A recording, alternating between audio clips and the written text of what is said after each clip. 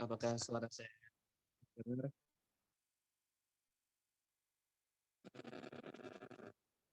Halo, cek.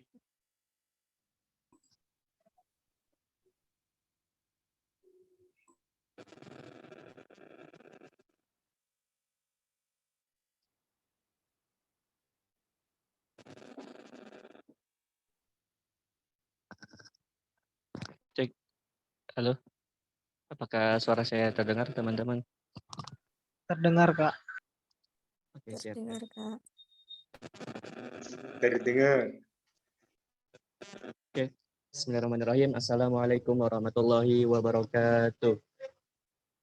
Waalaikumsalam warahmatullahi wabarakatuh. Alhamdulillahirrahmanirrahim. Alhamdulillahilladzi hadana li hadza wa ma kunna linahtadiya laula an hadanallah. Asyhadu an la ilaha illallah wahdahu la syarika lah wa asyhadu anna Muhammadan abduhu wa rasuluh la nabiyya wa rasula ba'da amma ba'du. Alhamdulillah, pertama-tama ya marilah kita panjatkan puja-puji syukur kita kehadirat Allah Subhanahu wa taala yang telah memberikan kita berbagai nikmat karunia di dunia ini ya. Salah satu nikmat yang bisa kita rasakan saat ini yaitu nikmat iman serta nikmatnya ukhuwah ya. Sehingga kita bisa berkumpul pada malam hari ini dan walaupun dalam keadaan daring ya, semoga tetap berkah terlimpahkan kepada kita semua. Amin ya rabbal alamin. Tak lupa ya, sholawat beriring salam marilah kita haturkan pada junjungan kita, baginda kita, suri tauladan kita, Nabi besar Muhammad SAW.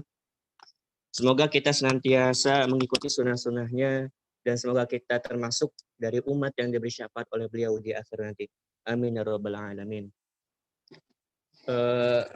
Insyaallah pada malam hari ini kita akan melaksanakan sebuah agenda yang luar biasa ya. Acara bedah buku, diskusi online.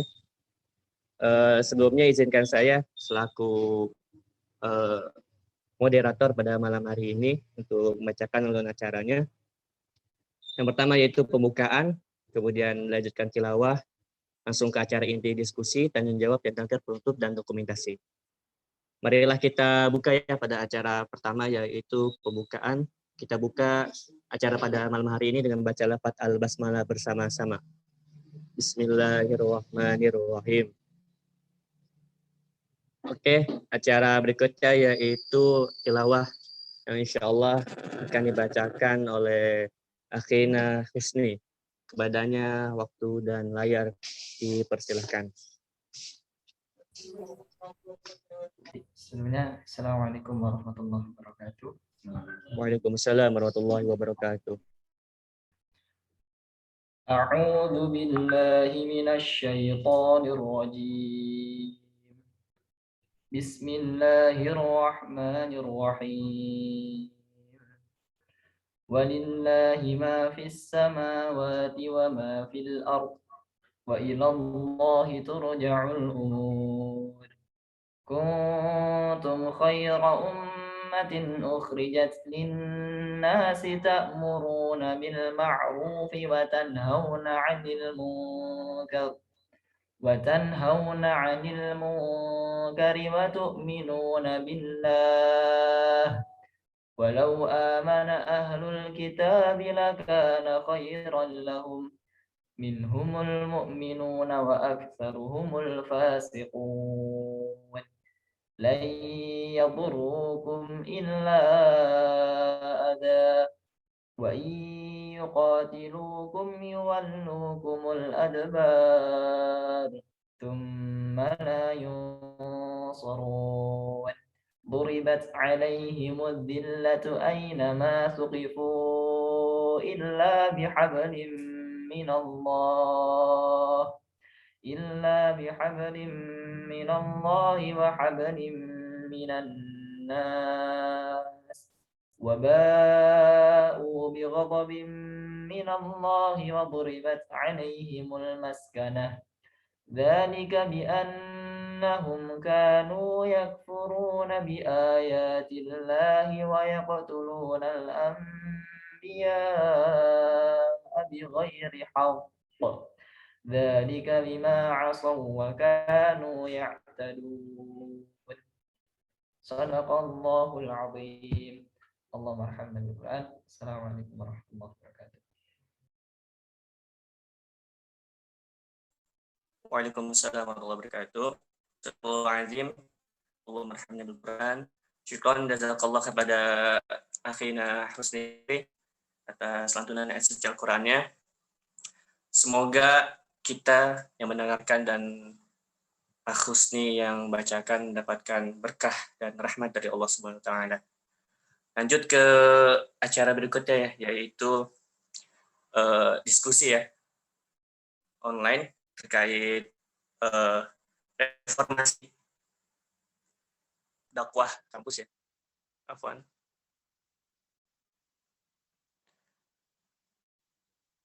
Sebelumnya kita kenalan dulu ya dengan pembicara kita. Bukunya yaitu Reformasi Dakwah Kampus. Nama Ari Maulana SOS. Beliau adalah opinier, traveler, dan teacher. Bisa mungkin teman-teman panitia bisa di-share screen.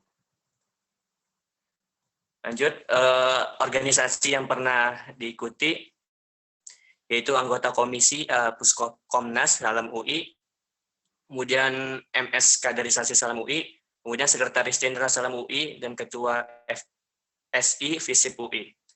Aktivitas saat ini yaitu berdagang, content creator, dan social worker. Nah, teman-teman bisa dilihat. Kemudian pekerjaan yaitu manajer kampanye pemenangan pilkada, pengelola beasiswa UI S1 sampai S3, manajer bidang sosial dan ekonomi Bimansion, manajer PT Bumi Natura Mulia, dan konten strategis Rumah Sains Indonesia. Oke, marilah kita panggil ya pada Mas Ari Maulana. Cek, halo Mas Ari Maulana. Apakah sudah terhubung? Cek ya. Assalamualaikum warahmatullahi wabarakatuh, Bang Samil. Waalaikumsalam warahmatullahi wabarakatuh. Sehat, Bang. Siap, Samil. Mas.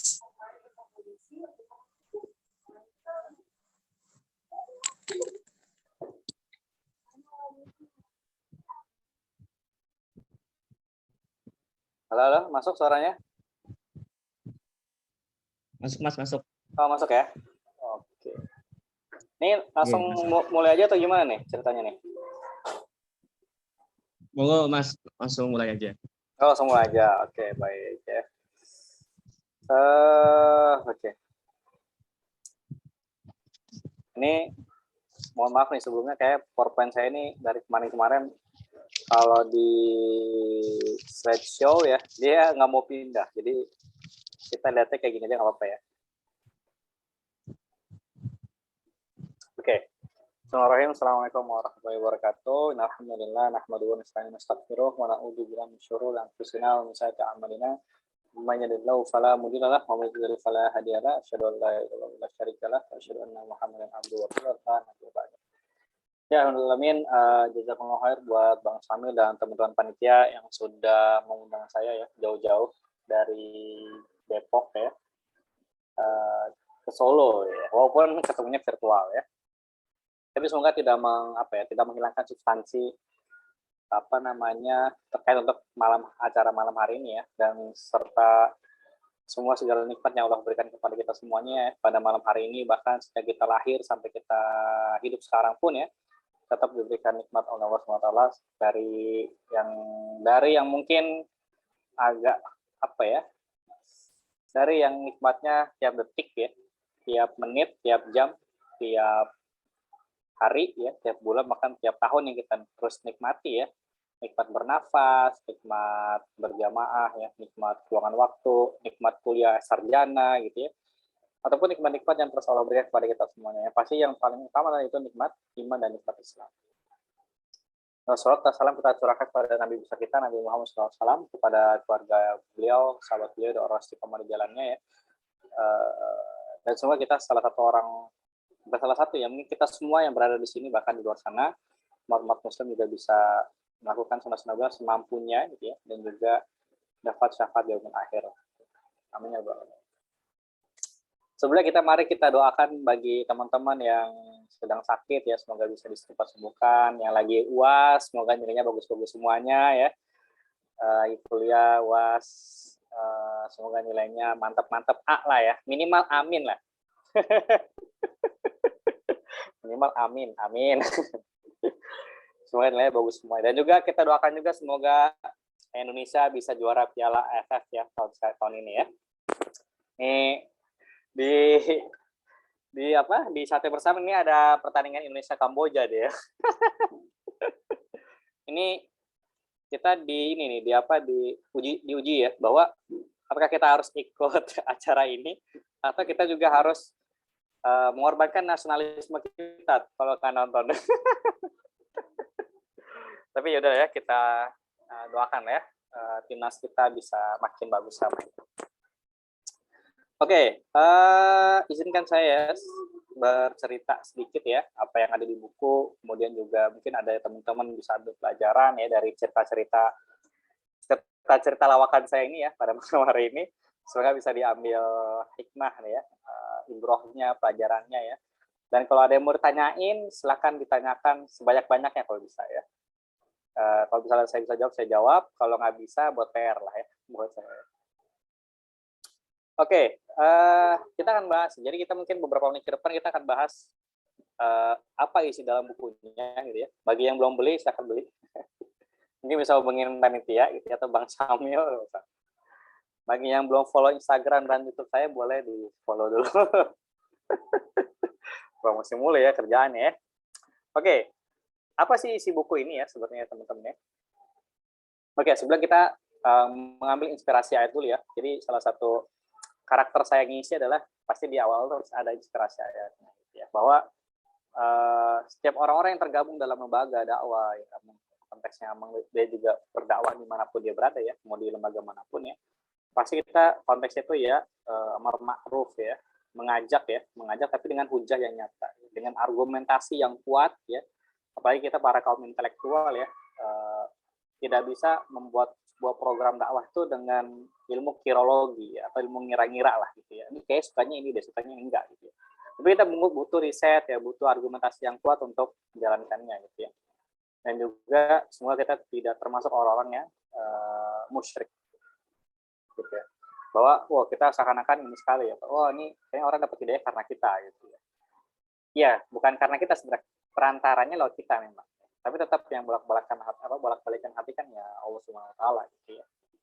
Nah, dengan adanya kita nih sebagai salah satu pewaris risalah Nabi ya, salah satunya dengan berdakwah ya.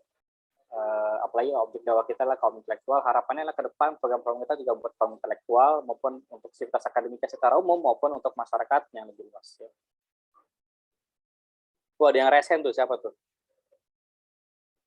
Bang Farhan tuh ya. Nanti lah ya, mungkin kalau mungkin kalau mau ditulis forum chat itu juga boleh ya. Atau klik ini kayaknya. Oke, teman-teman. Jadi kita ada 3 agenda utama sebenarnya ya. Yaitu bicara tentang overview dulu ya, bukunya isinya apa, kemudian kita bicara tentang dinamika dakwahnya, lalu kita bicara tentang eksistensinya seperti apa. Jadi kita masih baik-baik, kita baik diskusi saja. Jadi sebenarnya buku ini ya ditulis dalam kerangka kalau kita kalau udah belajar bikin ini ya, metodologi penelitian ya, bikin skripsi misalnya ya, kita membagi ini 4 bab teman-teman. Ya, jadi ada pendahuluannya dulu gitu ya, baru kita bikin 4 bab. Dan 4 bab ini kerangka penulisannya adalah sebuah sistematis gitu ya. Sistematika penulisannya saya coba untuk sistematis. Ya. Kenapa? Karena semua yang saya tulis ini sebuah keresahan ya. Sebuah keresahan, pengalaman, teoritis, mungkin sebagian kalau bisa diambil solusinya bisa diambil, diadopsi gitu ya. Karena saya ngerasa bahwa ini gue aktif di lembaga dakwah selama 5 tahun. Kalau nggak gue tulis dalam bentuk tulisan ya, ini kayak sayang banget ya ilmu-ilmu ini yang notabene mungkin bisa jadi amal lah buat teman-teman di daerah-daerah lain. Akhirnya saya coba upayakan, akhirnya buku ini selesai alhamdulillah gitu ya. Dalam waktu berapa bulan ya saya lupa. Ya. Akhirnya terbit lah buku ini. Jadi memang pertama muncul namanya bab 1 ya, bicara tentang membongkar stigma konvensional. Maksudnya apa? Bab 1 ini sebenarnya lebih kepada mindset ya. Bagaimana kita bisa mengubah mindset kita. Karena kan orang selalu berpikir kan, Yang namanya ADK itu kan orangnya eksklusif gitu ya, nggak mau keluar dari zona nyamannya gitu ya, temenannya sama itu aja gitu ya. Jadi kita pengen tuh, atau bahkan bikin program itu ngikutin program-program tahun sebelumnya atau pengurus-pengurus sebelumnya atau abang-abang bamba yang terjebak nostalgia lah gitu ya. Nah, di bab pertama ini kita pengen ya bahwa mindset kita harus berubah ya, sebagai ADK ya. Bahwa yang selama ini kita yakini ya harus kita ubah. Kenapa demikian? Pertama kita bicara tentang sinergisasi rekrutmen gitu ya. Ini contoh real aja teman-teman. Di UI ya, ada lembaga dua kampusnya ada satu ya, lembaga dua fakultas itu ada 15. Jadi total ada 16 LDSUI ya. Kurang lebih setahun itu ngabisin 1 sampai 2 miliar ya. Semuanya tuh ya, maksudnya ditotalin 16 LDSUI itu ngabisin dana kurang lebih 1 miliar sampai 2 miliar ya. Rekrutmen yang ada di UI itu kurang lebih 3.000 setahun ya. Kurang lebih 3.000. Kalau mau kita hitung secara matematika ya, matematika rekrutmen misalnya gitu ya, simple aja ya. Misalnya uang 1 miliar ya dibagi 3.000 orang ya, berarti kita mengorbankan dana kita kurang lebih ya, mungkin ini bahasa kasar ya, mengorbankan dana kita untuk satu orang itu kurang lebih 3.339.333 rupiah. Kurang lebih ya. Kalau mau diuangkan per orang. Jadi kasarnya gini, orang tuh biar bisa dapat hidayah ya, minimal kita ngeluarin 3.300.000 sekian. Ya, kasarnya gitu. Walaupun kita tetap nggak bisa menominalkan manusia sebenarnya, tapi kan itu matematikanya aja. Kasarnya gini, misalnya saya cuma bilang, Bang Samil ayo atau mentoring sama saya kasih 3.300.000 mau nggak? Mau, oke. Mau, ya oke. Ngaji sama saya. Jadi kita jadi lembaga Dawasui itu 16 lembaga Dawasui itu nggak harus bikin program ya, bikin inovasi program segala macam, udah tinggal kasih orang per orangnya ngasih duit 3 juta selesai urusan. Ya. Kasarnya gitu, kasarnya. Tapi kan nggak sesederhana itu gitu ketika kita bicara manusia. Makanya kenapa di bab 1 ini kita pengen semua program yang ada di lembaga dakwah harus bersinergi minimal sama yang namanya kaderisasi dan rekrutmen. Ya. Minimal tuh ya. Jadi kalau di kita tuh ya, mungkin teman-teman bisa harus di Salam kita waktu zaman saya kita bikin SOP ya, namanya SOP acara gitu ya. Jadi kita ada sebelum acara, saat acara, sama setelah acara gitu ya. Itu kita semuanya detail tuh, ada daftarnya tuh ya. Kita ngapain gitu ya. Bahkan kita sebelum acara ngapain nih, nyemprot ruangan dulu lah gitu ya, segala macam lah banyak. Bahkan di hari H pun kita selalu menawarkan yang namanya rekrutmen. Jadi kita punya platformnya via website. Jadi orang kalau mau ngaji itu tinggal buka website tertentu ya. Kemudian mereka daftar, kemudian mereka nggak lama akan dihubungi, kemudian mereka bisa ngaji. Jadi nggak perlu tuh misalnya orang mau ngaji tuh misalnya, gue mau ngaji nih, ngubungin siapa ya? Oh, ngomongin Bang Anggi misalnya. Bang Anggi siapa ya? Dia pokoknya anak Salamu Ide gitu. Siapa nih? Gitu ya. Susah lah, ribet lah. Jadi kalau misalnya, gue mau ngaji dong, buka aja Apple Chat ini, lu isi singkat data lu, nggak lama nanti lu dihubungin buat ngaji. Oh gitu ya, cepet juga ya. Nah kita punya platform itu di UI ya. Jadi bahkan ketika acara mau nunggu segala atau setelah acara itu kita pasti mempromosikan rekrutmen itu. Yang mau ngaji silakan ya, daftar di sini. Gitu. Jadi setiap program dari Januari sampai Desember itu punya peluang rekrutmennya semuanya. Jadi nggak cuma di ospek ya, di ospek jurusan, ospek fakultas, atau ospek universitas yang notabene kita punya waktu khusus ya buat maba. Tapi kita pengen ya bahwa dari Januari sampai Desember semua program itu harus punya nilai rekrutmen. Jadi kita nggak capek gitu ya. Habis acara selesai gitu ya. Mending surplus, defisit misalnya gitu ya. Nah itu kan repot gitu. Kita pengen semua itu ada rekrutmen. Dan inilah salah satu sinergisasi yang bisa teman-teman lakukan dari Departemen Syiar, ya, dari biro kaderisasi atau rekrutmen dan sebagainya. Yang kedua adalah pemanfaatan data. Ini penting karena kita tadi objek dakwahnya adalah kaum intelektual, berarti kita harus research. Minimal riset-riset kecil-kecilan aja lah gitu ya, masih ribet-ribet. Ya. Ini salah satu contoh real ya teman-teman ya. Contoh real. Dulu tuh kita di FISIPU itu kita bikin riset ya tentang angka buta huruf Al-Quran. apa namanya, setelah kita research ya buat mahasiswa baru itu, habis itu kita presentasikan hasil data kita, hasil riset kita ke dekan atau ke dekan visip. Pak, kita mau audiensi, kita mau jelasin hasil riset kita nih dari mahasiswa baru muslim. Presentasi tuh, ternyata angka buta huruf Al-Quran di visip itu ternyata besar, ya. Besar angka buta hurufnya. Akhirnya kita apa namanya, dulu tuh kita namanya A2I, namanya asistensi agama Islam ya.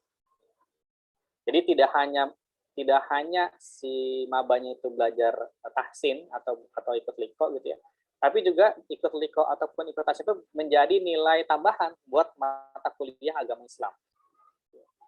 Dan ternyata sama dekannya disetujui. Ya.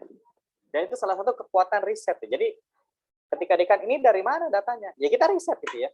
Margin errornya segini, satuan baku ketimpangan bakunya sekian gitu ya. Data median modus minus sekian gitu ya. Angka buta huruf sekian. Jadi risetnya jelas gitu ya. Dan valid. Enggak asal-asalan risetnya. Ketika dipercaya ke dekan pun dekan juga percaya, oke dekan bikin SK ya. Akhirnya semua maba diwajibkan untuk ikut kelas tahsin. Jadi, tapi pelaksana program itu FSC Visip UI. Itu penting ya teman-teman, data itu penting. Jadi nggak cuma riset ya, data-data kajian teman-teman ya, itu juga penting tuh. Oke, UKMI itu umur berapa? 20 ya, kalau nggak salah, 20 tahun ya kalau nggak salah ya. Terakhir tuh saya lihat Instagram kayak 20 tahun nih, kalau nggak salah ya. Pertanyaannya selama 20 tahun itu ya, data kajian atau data program syiar yang ikut agenda syiar ya, dari Januari sampai Desember atau dari tahun 20 tahun yang sekarang ini ya, ada berapa ribu data peserta. Ada berapa puluh ribu peserta yang ada di teman-teman pegang sekarang. Berapa? Mungkin nanti ini bisa dijawab dari teman-teman internal atau kesekretariatannya. Kalau teman-teman tuh megang data itu sebanyak itu ya, tiap agenda misalnya ada 50, ada 100 orang, dijumlahin selama setahun ternyata ada sekian ribu. Kali misalnya 10 tahun berarti udah ada berapa puluh ribu tuh data-data objek Jawa teman-teman. Dan itu kalau di follow up dahsyat. Ya. Follow up tuh dahsyat. Di UI itu ada namanya kajian Ahad pagi. Yang kalau menurut saya amati, dia salah satu program yang menurut saya itu sangat, satu profesional ya. Kedua, mereka rapi gitu, dari sebelum acara sampai setelah acara tuh mereka rapi banget kerjanya gitu. Nah, itu teman-teman saya juga sih ya yang ngerjain, tapi saya salut sama mereka udah kerja, udah punya anak, tapi pengolahan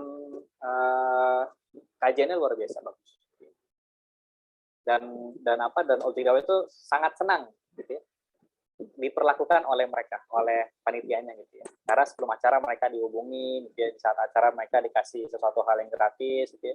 Setelah acara pun mereka tetap dikasih info yang bagus segala macam. Gitu ya. Jadi rutin tuh mereka. Dahsyat ya pokoknya kalau saya lihat tuh panitianya kajian Ahad paginya di masjid itu gitu ya, bagus. Nah, kemudian juga berpengaruh ke jurusan kita. Gitu ya. Nah, ini selama ini kita kayaknya seakan-akan mikir, wah harus menguasain BEM, yang menguasain BPM, menguasain LDK, LDF. Padahal sebenarnya salah satu objek dakwah yang real itu sebenarnya di jurusan sih. Ya. Malah saya berharap tuh mungkin ketua himpunan jurusan tuh harusnya dari adik kita semua. Dan itu sebenarnya punya perannya bagus. Satu, dia bisa dekat sama dosen. Kedua, dia dekat sama angkatannya. Minimal, nah, kalau nggak sama adik-adik bawahannya. Gitu ya. Sebenarnya objek dakwah yang real tuh itu ketika teman-teman di jurusan sebenarnya. Di mana teman-teman tuh teman pertama kali ketika teman masuk kuliah itu siapa? Ya teman jurusan gitu. Malah kadang-kadang saya suka iseng gitu. Jangan-jangan ya orang yang ngebantu kita pas kita lulus kuliah ya, jangan-jangan ya untuk kerja atau dapat network kemana, jangan-jangan itu teman jurusan kita bukan teman ADK kita. mungkin ya. Jadi memang kita harus berpengaruh ke teman-teman ke jurusan kita. Kayak kalau waktu saya waktu kuliah di sosiologi itu saya punya teman ya, saya punya peer group 3 orang. Terus kita dijulukin sama teman angkatan saya itu disebutnya trio pembangunan namanya, trio pembangunan. Jadi saya dijulukinnya apa, 2 teman saya pun dijulukin, ada julukannya juga. Jadi ketika misalnya kita datang ke tongkrongan jurusan tuh ini si Ari mana nih gitu ya, nggak datang nih, lagi rapat ya, ini si trio pembangunan satu lagi siapa nih, belum datang nih, oh sini lagi ini. Jadi kita tuh walaupun saya jadi ketua FSI, ya teman saya aktif di Salam, aktif di BEM segala macam, ketika nongkrong di jurusan kita diterima dengan baik. Gitu. Oh ini nih si Arin, si Alvin, si Zul, sih. Jelas berpengaruh teman-teman ke jurusan kita. Ya kalau bisa kuliah nggak berantakan lah minimal ya. Kuliah jangan berantakan. Yang terakhir adalah aktivitas itu harus kritis total. Nah ini selalu yang diluh-luhkan ya. Adiknya tuh boleh kripto, nggak salah gitu ya. Tapi pertanyaan berikutnya adalah ketika dia udah kritis, gitu ya, kadang-kadang mereka tuh nggak mau jadi pelaku perubahan nih maksudnya ya. Udah, si X misalnya, wah Bang Ari kayak gini nih, nih. Yaudah yuk bantuin yuk bikin. Nggak mau deh gitu ya. Itu ada juga tuh kayak gitu tuh. Maunya ngeritik doang gitu. Tapi padahal dia masuk di dalam bagian kita gitu ya, tapi dia nggak mau jadi pelakunya. Nah ini yang apa ya bahasa omdo doang gitu, yang ngomong doang lah, gitu. Nggak mau jadi pelaku. Nah itulah masuk di bab 1 teman-teman. Jadi kita bagaimana bisa mengubah mindset kita gitu ya, yang awalnya mungkin konvensional ya, berubah lebih ke arah yang lebih kritis ya, lebih modern, melihat peluang gitu ya. Kita sadar bahwa objek dakwah kita itu kaum intelektual ya, dan sebagainya. Nah kita pengen ngebongkar itu dulu tuh, otak-otak kita yang terkontaminasi dengan abang-abang kita yang sebelumnya gitu ya, yang mungkin udah nggak relevan, itu harus kita cuci dulu tuh ya, kita bersihin dulu. Gitu. Nah itu bab 1 ya. Nah bab 2 ya, setelah mindset kita berubah, barulah kita bicara tentang mesinnya ya, SDM-nya baru kita ngomong mesinnya. Ini salah satu yang saya buat ya. Jadi waktu itu saya pernah punya rencana gitu. Ketika saya jadi ketua Salam, sayangnya nggak jadi waktu itu. Cuma jadi sekjen doang sama jadi MS ya. Saya udah pikir ketika jadi ketua Salam, ada dua departemen yang akan saya gaji gitu ya, selama kepengurusan saya gitu ya. Yaitu adalah bidang kasrat atau biro kasrat ataupun departemen kasrat ataupun departemen media gitu ya. Karena saya ngerasa dua departemen ini departemen yang memang punya skill khusus gitu ya. Nggak sembarangan orang lah. Ya semua departemen sebenarnya punya khusus juga, tapi mereka punya skill-skill yang spesifik lah gitu ya. Kasrat yang demo, yang orasi, bikin kajian segala macam, ini di kasrat nih. Sama media ya, editing lah, itu nggak semua orang bisa gitu ya. Ya walaupun sekarang sudah ada gampang, udah ada Canva lah, udah ada macam-macam, tapi tetap feel orang yang benar-benar yang emang jago tuh beda ya sama yang biasa-biasa aja. Nah kemudian itu yang pertama ya, bahwa kita punya harus kaderisasi khusus. Jadi nggak cuma secara umum, tapi kita punya kaderisasi khusus. Yang kedua adalah bongkar kebiasaan lama. Nah kita pengen program-program kerja di LDK tuh nggak usah banyak-banyak gitu ya. Tapi gimana kita bisa efektif dan efisien. Yang nggak relevan, yang mungkin sedikit ya pesertanya segala macam, dan emang mungkin nggak terlalu punya impact ya, kita coret aja, kita ganti yang baru, yang lebih punya impact gitu ya. Tapi tergantung ya, kecuali kita ketemu LDK yang masih di tahapan eksistensi. Gitu. Nah kalau eksistensi harus banyakin agenda memang. Ya. Tapi ketika eksistensinya itu udah muncul, barulah kita mulai berpikir kembali, ini mana nih program yang bagus, yang mana yang efektif dan efisien dan sebagainya. Jadi pernah tuh di FSI ya teman-teman kita punya namanya daurah rekrutmen, namanya tuh display namanya. Display itu apa? The Islamic Pleasure Days namanya. Jadi kita maba itu kita bawa ke Bandung ya atau ke Bogor ya, kayak tafakur alam itulah, dari tafakur alam. Tapi di era sekarang tuh udah nggak relevan gitu ya. Kalau saya lihat, kenapa? Karena mereka salah satu karakter masuk mereka tuh, mereka ngapain sih gue belajar ilmu Islam ya jauh-jauh ke Bogor, ke Bandung ya? Kenapa nggak di Depok aja sih, di kampus aja belajar Islam, nggak usah jauh-jauh. Yang penting pembicaranya bagus, ya keren, segala macam, tokoh nasional lah, apalah gitu ya. Nah mereka nggak pengen tuh, gitu. Dan emang ternyata terjadi. Peserta itu cuma 20 ya, pernah cuma 12 ya. Pernah bahkan di bawah 10 gitu ya. Lalu saya bilang ke adik kelas kan, udah hapus aja, ganti yang lain gitu ya. Karena udah nggak relevan. Nah, itu kita harus tahu juga nih ya, daurah-daurah yang membuat kita lebih baik lah ya dalam menjaring objek-objek dakwah kita. Karena ini ya biasanya ini penyakit lah ya, penyakit yang biasa terjadi, kebiasa jadi biasain ya, nggak boleh ya. Ya teman-teman mungkin pernah melihat teman yang lain gitu ya, mungkin pernah mengalami hal itu. Kemudian juga bicara tentang kaderisasi berjenjang ya, di fakultas maupun di universitas. Ya. Mungkin di teman-teman UKMI udah punya mungkin ya. Tapi saya nggak tahu nih apakah mapan ya, di fakultasnya seperti apa, di universitasnya seperti apa, di follow up pendampingan kaderisasi seperti apa, saya belum tahu.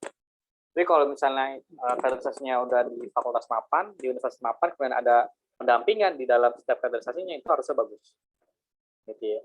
Insya Allah berkualitas lah kader-kadernya lah. Ketika kita bicara kader. Jadi di bab 2 ini setelah kita mengubah mindset, kita harus memikirkan SDM-nya, ya, dapurnya lah ya kalau orang ngomong ya, dapurnya.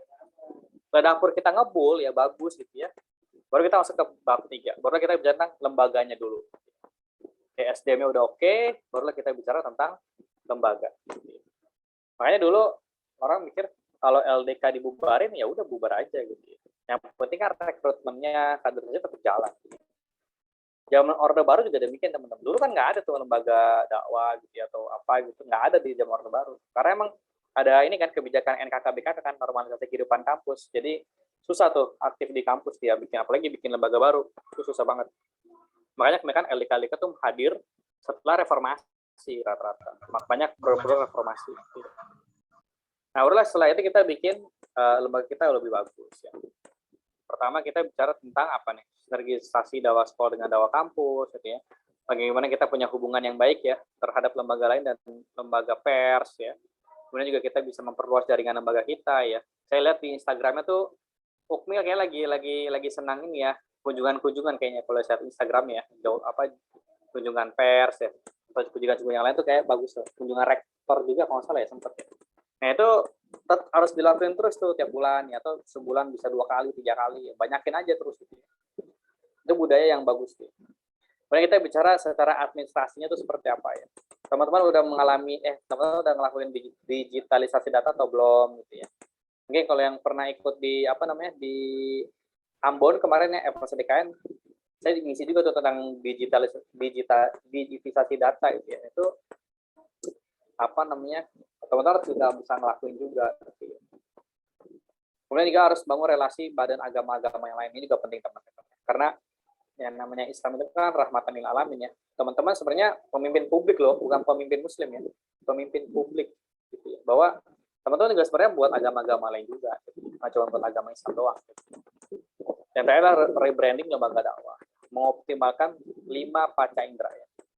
Kak, Ari kan ada indera ke-6. Indera ke-6 itu bukan kelebihan ya teman-teman. Itu penyakit. Mana ada manusia bisa lihat setan ya. Adanya setan lihat setan ya, nggak bisa. Manusia lihat setan tuh nggak bisa harusnya.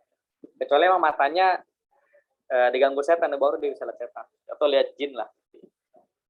Gitu. Makanya kalau orang indigo, ini orang punya kelebihan. Enggak, penyakit itu yang kelebihan ya.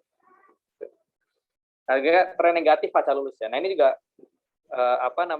lembaga LDK itu juga harus berpikir bahwa para alumni itu yang pada mau lulus harus diapain. Kalau di UI kita punya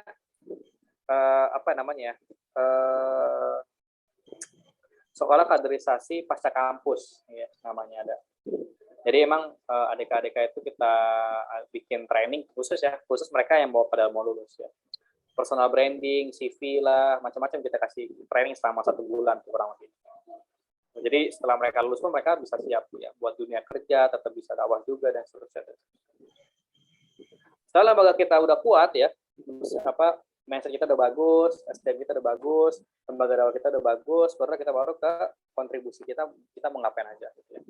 Nah, saya kepikiran nih sebenarnya ada beberapa judul yang emang belum ditulis ya, makanya ini mungkin akan jadi jilid kedua, semoga sih kalau nggak malas nulisnya.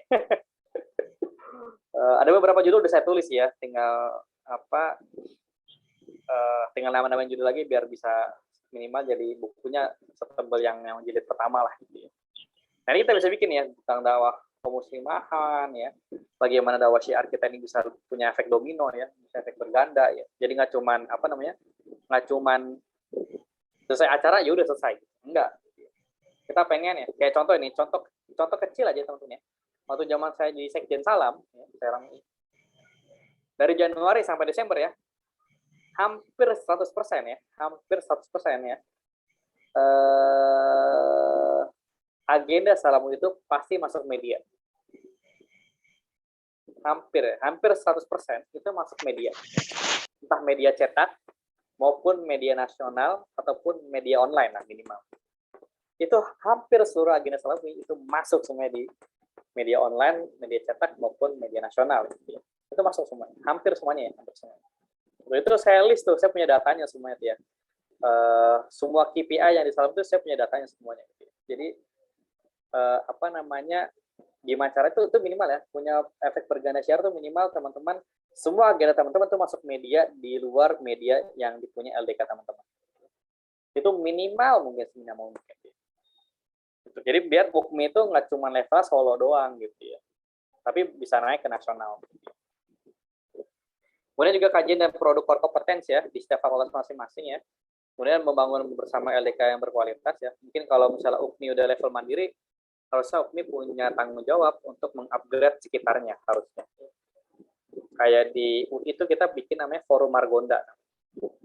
Jadi Forum Margonda itu kita ngundang Gunadarma ya, BSI, Pancasila ya, apalagi ya, STIE, MBI ya.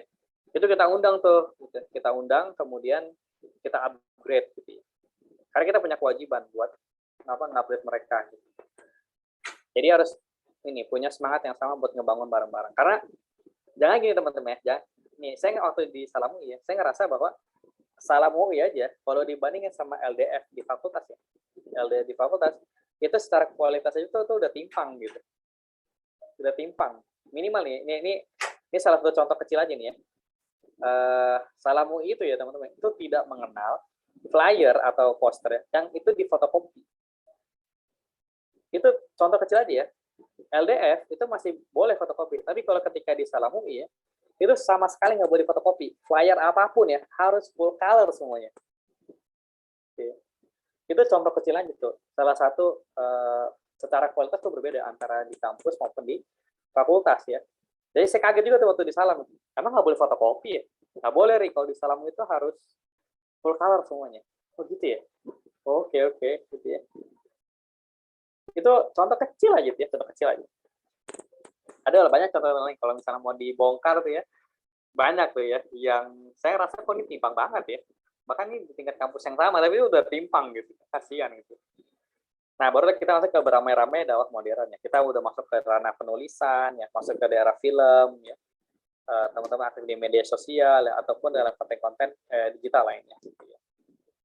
Jadi diakhiri dengan bagaimana sebenarnya setelah kita udah ngubah mindset ya, kemudian kita bisa ngubah mindset, mesin dakwah kita bagus ya, lembaga dakwah kita udah oke, kontribusi kita udah oke, barulah saat kita jadi pelaku atau penonton sejarah. Pilihannya di teman-teman semua. Nah itu sebenarnya isi bukunya teman-teman. Isi bukunya. Ya. Sebenarnya sih lebih banyak pengalaman sih sebenarnya. Itu saya nulis buku itu satu pengalaman ya, dua saya masukin teori-teori waktu zaman saya kuliah yang saya pelajari di kuliah. Saya kasih solusi juga gitu ya.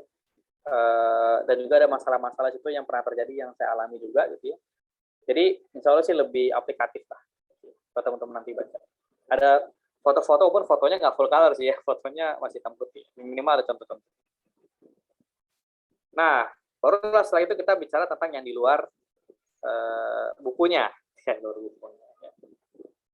Udah mau jam 9 aja. Nih, kita percepat aja lah ya. Pertama kita bicara cara berpikir ya, cara berpikir bahwa kita adalah sebagai pemimpin publik ya, bukan sekedar komunitas. Kita ada strike delivery dan partisipatif ya. Kita bukan membangun kekuasaan tapi membangun peradaban. Makanya kenapa ada beberapa LDK itu dia pakai visi misi itu 5 tahun ke depan ya, 10 tahun ke depan. Jadi nggak cuma setahun ganti-ganti, enggak, tapi bisa beberapa tahun kemudian. Ya sama kayak inilah, kayak zaman Orde Baru kan ada namanya Repelita. 5 tahun sekali gitu ya. Dan ini kita semoga kita bisa padat ya di aktivitas malam ini. Kayak ini aktivitas malam kita nih padat nih ya. Ada aja nih bikin pelatihan malam-malam nih ya.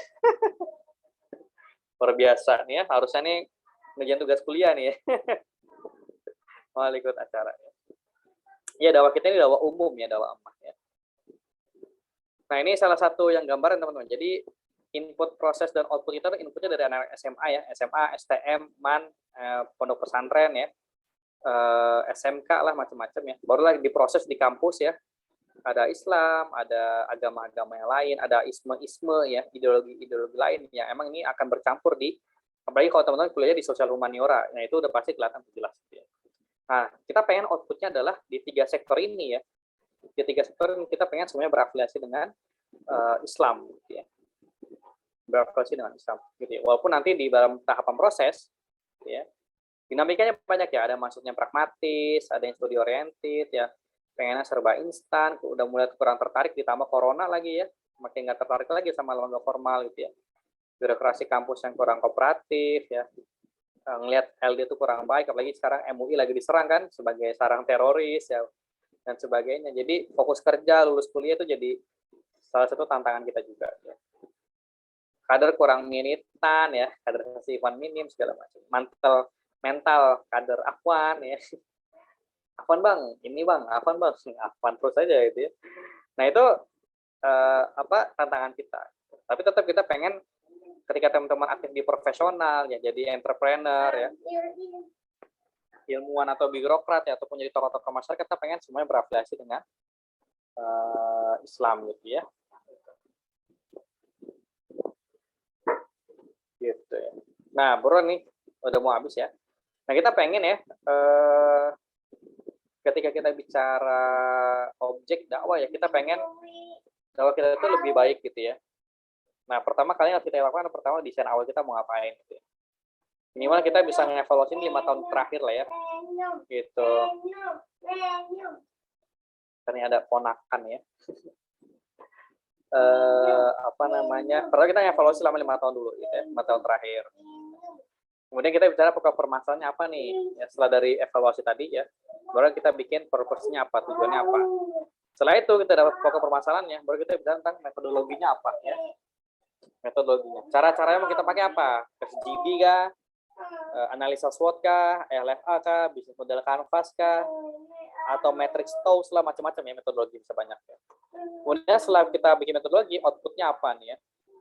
Output dan follow up-nya kita mau ngapain setelah itu? Gitu. Ini kita bisa teman-teman pakai ya. Analisa mungkin teman-teman ini sangat familiar sekali dengan hal ini ya pasti ya. Tapi sayangnya cuma ketika dibuat, habis itu nggak diapa-apain. Ya oke, bikin SWOT, oke bikin, habis itu ya udah gitu ya, nggak di follow up gitu. Padahal sebenarnya kalau kita pakai matrix TOWS ya, kebalikannya analisa SWOT itu bisa kita kaji lebih dalam sebenarnya. Ya ada salah satu metode yang namanya matrix TOWS namanya. Ada dia pakai kuadran-kuadran gitu sih gambarnya. Ada tuh waktu kemarin saya ngisi tuh ada tuh, tapi itu lebih kepada ya, metodologi yang lain. Atau teman-teman bisa pakai ini juga, LFI ya, Vehicle Framework Analysis atau approach ya, sama aja sih ya. Jadi kita nanti akan membuat sebuah project description ya. Nanti fokusnya di 4 hal ini ya, di goals ya, purpose, output dan aktivitasnya. Aktivitasnya apa, ya nanti outputnya gimana ya, purpose-nya seperti apa. Nanti kalau goals ini biasanya lebih kepada perubahan perilaku teman-teman, secara kualitatif biasanya ya. Kalau yang goals ini. Nah, nanti ini bisa teman-teman. Ini waktu itu saya pernah ikut trainingnya pagi sampai sore, walaupun kata trainernya itu kurang cukup ya, bentar teman-teman. Kecilin ya suaranya ya. Karir lagi ini, Om Arin. Iya tuh, udah lihat tuh. Ini mohon maaf nih ada ponakan ya. Nah, ini bisa teman-teman pakai nih ya. Ada goals. Ini sebenarnya sih nggak cuma sederhana, sebenarnya dia ada pohon-pohonnya gitu sih sebenarnya. Nanti kalau misalnya kita, ini butuh sesi khusus memang kalau kayak SWOT itu kan relatif lebih mudah ya. Kalau pakai ini butuh training khusus. Tapi bisa teman-teman pakai. Sebenarnya teman-teman coba ya banyakin baca artikel di internet gitu ya. Bicara tentang LFA ini sebenarnya bagus banget buat teman-teman pakai. Atau teman-teman juga yang relatif mudah juga ya pakai BMC ya. Jadi memang LDK tuh sekarang ini ya mulai kalau saya lihat tuh mulai mengadopsi pendekatan startup sebenarnya ya, lebih ke fleksibel, dinamis ya, agile, lincah segala macam, dan lebih profesional juga gitu ya, adaptasi startup gitu ya. Nah salah satunya ini ya BMC, Business Model Canvas, ini bisa teman-teman pakai juga dari customer segment ya. Coba ya teman-teman tiap program dibikin ini deh BMC ini. Pasti nanti teman-teman akan terlihat jelas tuh ya. Program ini sebagus apa, sebaik apa, sasarannya gimana. duitnya dari mana, pengeluarannya akan dapat keluar apa aja, nilai yang mau teman-teman keluarin tuh ada apa aja, channelnya apa aja, terus bikin customer relationship-nya tuh seperti apa ya. Kalau di dalam digital marketing ada namanya CRM namanya, customer relationship management. Itu teman-teman mau gimana memanajemen customer relationship-nya gitu ya. Sumber dayanya seperti apa ya, aktivitas kuncinya apa, partnernya siapa aja mau teman-teman gandeng dalam satu program ya. Itu penting banget. Saya berpikir bahwa harusnya tiap program itu harus minimal ya punya key partner tuh minimal 3 gitu ya. Jadi nggak cuma LDK doang ngejalanin, tapi bisa yang lainnya. Habis ya? Oh iya, habis ya benar ya. Nah itu ya teman-teman ya. Ini sebenarnya pendekatan yang cuma ada 3. Sebenarnya pendekatan yang ada Magic Toast, ada apa lagi ya? Yang sering ada tuh 5A 3N apa ya maksudnya tuh? Ada tuh juga pakai itu juga bisa gitu ya. Banyak lah, ada Get apa tuh ya, Get Chart ya. Itu juga ada. Tapi itu ya kita nggak sampai sejauh itu lah. Yang penting kita yang ini bisa kita, kalau bisa kita elaborasi lebih jauh, ini sebenarnya udah sangat membantu kita dalam membuat gimana biar dakwah kita itu tepat sasaran sebenarnya gitu ya. Baik, gitu dulu Bang Syamil ya. Takut kebanyakan nih ya semoga sih lebih banyak diskusinya nih, masih ada waktu setengah jam lebih ya, kurang lebih ya. Gitu paling. Terima kasih banyak buat teman-teman sudah perhatian dan antusiasmenya ya. Saya kembalikan lagi ke Bang Syamil. Mohon maaf kalau ada kekurangan ya dari penyampaian atau ada kata-kata yang kurang berkenan, mohon dimaafkan. Saya kembalikan lagi ke Bang Syamil. Assalamualaikum warahmatullahi wabarakatuh. Waalaikumsalam warahmatullahi wabarakatuh. Syukran jazakallah kepada Mas Arya Maulana atas wejangannya buat kita semua. Banyak sekali yang bisa kita gali ya dari beliau dan bukunya ya. Bagi teman-teman yang belum bisa baca bukunya Reformasi Dakwah Kampus. Mungkin teman-teman ada yang ingin didiskusikan atau ingin ditanyakan, bisa di kolom chat atau raise hand on mic. Silakan teman-teman.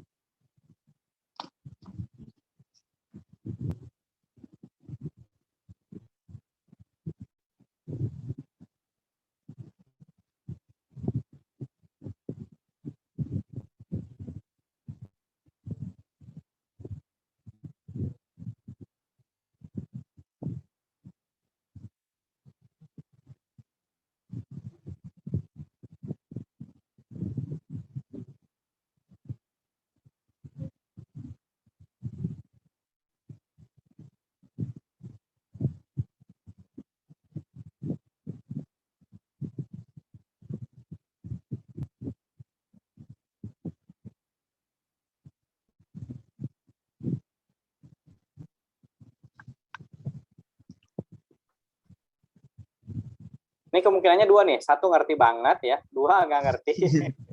Atau 3 ada kemungkinan ketiga, tidur, ketiduran. Wan izin bertanya. Oh, ada. Monggo Mas Husni. Baik, sebelumnya terima kasih atas waktu yang diberikan. Yang ingin saya tanyakan, dulu Mas Ari kan di Salam UI Mas ya. Ya mungkin Ya, betul, yang betul. ingin saya tanyakan, ada nggak sih salah satu program ataupun terobosan yang diberikan oleh Salam UI sehingga menjadi daya tarik sama terkhusus ya bagi mahasiswa-mahasiswa yang belum bergabung di Salam UI, dan membuat ketika program atau terobosan itu sudah dikeluarkan, kira-kira mereka itu menjadi tertarik, itu ada nggak? Itu yang pertama. Terus yang kedua, ketika sudah tergabung, yang saya tanyakan, kalau di Salam UI itu ada nggak satu program juga yang mana bisa menguatkan solidaritas antara satu pengurus dengan yang lainnya sehingga bisa bertahan dari awal sampai seterusnya, seperti itu. Mungkin cukup sekian dari pertanyaan saya. Oke, terima kasih Bang Husni nih ya. Luar biasa nih ya. Program ya, banyak sih. Iya, banyak sih. Oke ya. Satu ada yang namanya display UKM namanya ya. Display UKM. Display UKM itu ini, jadi kita mendisplaykan Salam UI itu ke mahasiswa baru ya. Ada atraksi-atraksi gitu deh kita ya. Atraksi tertentu di Balerung ya, tempat wisuda ya, wisudanya di teman-teman mahasiswa UI. Jadi kita nampilnya pakai atraksi-atraksi gitu lah ya. Dan setelah kejadian itu, setelah display UKM ya, yang daftar salam tuh mahasiswa baru langsung 700 orang misalnya. 700 tuh yang daftar. Jadi kita setelah display UKM itu kita ngebuka program magang sebenarnya ya. Program magang buat mahasiswa baru, khusus mahasiswa baru ya. Itu langsung daftar 700, 1000 gitu ya, 500 ya. Itu dari display UKM doang. Itu satu. Kedua, kita punya Spirit Day namanya. Spirit Day itulah satu program syiar yang isinya senam pagi ya, di setiap hari Ahad dekat samping Balerung gitu ya. Itu juga mungkin jatuhnya bukan ini sih ya, jatuhnya bukan mungkin cuma beberapa aja yang tergabung ataupun tertarik dengan Salam UI. Tapi juga akhirnya banyak masyarakat umum, khususnya masyarakat Depok ya, yang pagi-pagi mereka olahraga, kemudian ternyata dari LDK itu mereka ada senam pagi. Atau kita pakai senam Nusantara ya. Ini kalau teman-teman pernah ikutan ya senam Nusantara itu. Tapi itu ya, sekali ikut senam ya teman-teman, itu bisa nyampe 500 sampai 1000 orang. Oke. Itu senam pagi. Jadi setelah mereka senam ya, jadi kita pelan-pelan ngedata mereka ya. Pelan-pelan kita kasih minum, kita kasih susu lah macam-macam gitu ya. Bahkan kita sampai jualan kaos senam gitu ya. Dan itu laris tuh kalau senamnya gitu. Surplus kita. Jadi akhirnya nggak cuma mahasiswa yang kita dapat, tapi juga masyarakat umum pun. Bahkan waktu sempat ada Spirit Day sempat hilang ya, maksudnya sempat hilang, sempat vakum ya gara-gara musim hujan segala macam. Pada nanyain gitu kan, ini kok nggak ada senam lagi tiap Ahad pagi ya. Akhirnya oh iya nih kemarin ada masalah ini.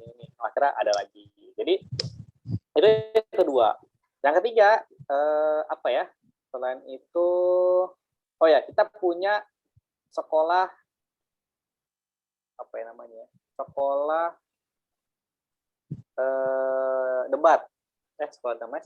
sekolah debat bahasa Inggris ya.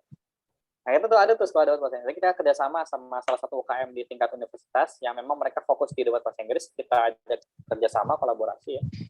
Ternyata antusiasmenya lumayan juga ya. Jarang-jarang nih LDK bikin sekolah debat bahasa Inggris gitu kan buat umum maupun buat pengurus gitu ya. Itu juga ada kita bikin. Waktu zaman saya ya. Kalau di zaman sekarang sih mungkin lebih inovatif lagi mungkin. Terus ada apa lagi ya? Waktu itu kita bikin mungkin ya kalau yang agak serius kita bikin waktu itu zaman saya tuh bikin kajian Polwan waktu itu ya. Polisi wanita waktu itu ya, tentang jilbab Polwan waktu itu. Itu ramai tuh ya, bahkan media tuh banyak tuh yang datang tuh ya, sampai bahkan bisa masuk media cetak waktu itu, Republika gitu ya. Saya ingat banget tuh dulu saya datang ke markas TNI waktu itu ya, ke markas polisi saya datangin tuh sama teman-teman di Salam tuh ya. Alhamdulillah setelah lengser gitu ya, tahun depannya alhamdulillah diresmikan tuh jilbab Polwan tuh ya. Ya semoga sih itu mungkin salah satu upayanya, mungkin dari mahasiswa juga bisa ngegoreng isu itu misalnya. Tapi dalam kondisi kita juga bikin kajian khusus juga gitu ya. Atau juga kita pernah bikin nonton bareng nobar bioskop ya. Jadi kita alhamdulillah itu ada aula khusus ya, kayak emang khusus buat nonton bioskop gitu. Kita undang artisnya langsung gitu ya. Dan itu satu aula tuh full. Luber sampai luar ruangan gitu ya. Bahkan kita surplus ya, karena itu kita juga dapat duit dari production hostnya waktu itu. Nah itu dahsyat ya. Teman-teman itu deh beli film Nusa 50.000 nggak salah ya, itu bisa teman-teman pakai tuh nanti itu. Nanti teman-teman dapat file mentahnya, nanti teman-teman bisa nonton tuh sama siapa gitu kan, mungkin sasaran dakwanya mungkin buat keluarga misalnya gitu atau apa gitu ya. Itu juga bisa. Jadi kita uangnya surplus, artisnya datang, pesertanya penuh gitu ya. Dan setiap acara syiar itu pasti kita nawarin ikut liko, mentoring ataupun ikut tahsin ya. Itu pasti kita tawarkan setiap program syiar gitu ya. Apalagi waktu zaman saya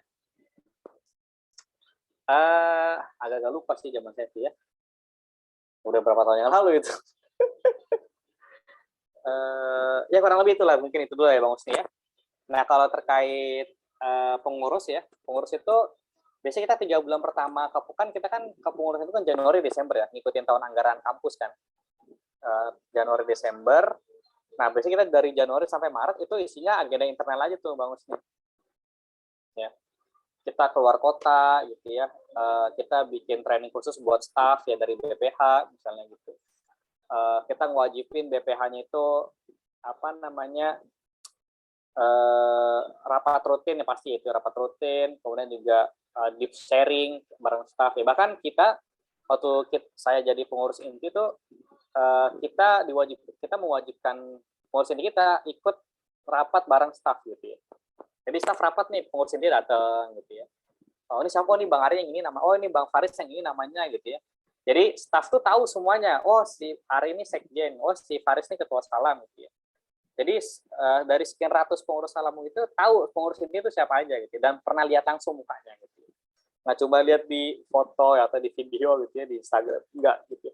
Tapi ngeliat langsung. Jadi kita semua departemen itu kita datangin semuanya. Gitu. Sampai akhirnya di puncak itu kita emang datang ke Bogor atau ke mana ke Bandung gitu ya. Kita itu banyak bikin apa program kultural ya buat semua pengurus Salam UI gitu ya, biar selama minimal setahun selama Desember di tahun itu tuh supaya bertahan, walaupun sih ada aja sih beberapa yang apa bahasanya ya, ghosting, tiba-tiba ngilang gitu ya. beberapa ada juga gitu ya. Entah biasanya sih kalau kita deketin sih biasa ada ini ya, faktor-faktor keluarga misalnya atau masalah finansial. Bukan yang notabene-nya bukan karena mereka nggak nyaman atau apa, enggak sih ya. Karena ada masalah-masalah pribadi aja gitu. Atau masalah kuliah gitu. Ya kalau kita bisa bantu, kita bantulah gitu ya. Karena memang biasanya orang kenapa bisa bertahan tuh selain mereka emang paham terkait dakwah, paham terkait Islam ya.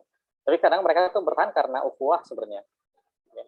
Apalagi buat orang-orang yang masih awam tuh ketika mereka dapat ukhuwahnya kita tuh mereka bisa bertahan. Walaupun mereka dalam pemahaman dakwahnya atau Islam mungkin masih kurang gitu ya. Tapi karena ukhuwahnya dapat ya, berasa keluarga segala macam gitu. Akhirnya gue nyaman di sini. Ya.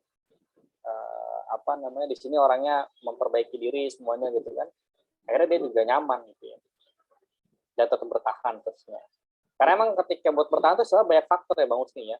Satu dari lembaganya gitu ya. Dua dari peer group-nya, dari teman-temannya, ukhuwahnya. Kemudian beban dakwahnya dia tuh sebanyak apa gitu ya. Belum juga beban akademiknya itu seberat apa. Kalau anak FK fakultas kedokteran pasti berat ya fakultas kedokteran. Kalau fisik kan nyantai lah ya. Kayak aneh kan sosiologi kan nyantai nih kuliahnya. Rajin dikit kumlot, biasa-biasa aja IP-nya di atas 3 pasti itu ya. Jadi kita nyantai aja gitu kuliah, nggak terlalu ribet-ribet banget. Kalau di kedokteran gigi kan pasti lebih berat gitu ya. Ya pasti beban itu ya. Belum beban di keluarga segala macam lah. Faktornya banyak, atau likonya rajin atau enggak dia kan, itu gak jadi faktor juga gitu ya. Itu sih paling Bang Husni. Semoga bisa menjawab ya. Terima kasih. Sama-sama. Banyak banget ini yang di chat ini.